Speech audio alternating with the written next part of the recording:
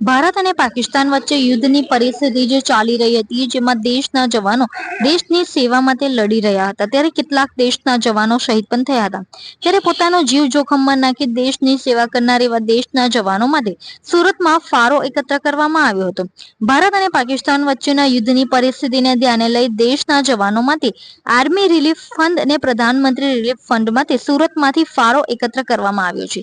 જેમાં પશ્ચિમ વિધાનસભાના ધારાસભ્ય પુનેશભાઈ મોદી દ્વારા પોતાના વિસ્તારમાંથી તેમજ અન્ય સંસ્થાઓમાંથી દેશના જવાનો માટે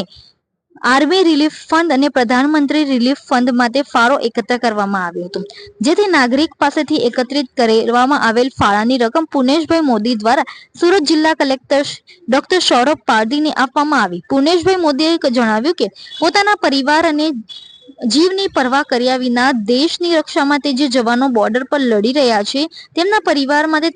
તેમની સહાય માટે આ ફાળો એકત્રિત કરવામાં આવ્યો છે, જેમાં સુરતના નાગરિકોએ સહયોગ આપ્યો અને 21 લાખ જેટલી ફાળાની રકમ એકત્રિત થઈ છે, જેથી આ ફાળાની રકમને દેશના જવાનો સુધી પહોંચાડવા માટે સુરત જિલ્લા કલેક્ટર ડોક્ટર સૌરભ પારધીને આપવામાં આવી છે, જેથી જે હેતુથી આ રકમ એકત્રિત કરવામાં આવેલી હતી તે જવાનો સુધી આ રકમ પહોંચી શકે।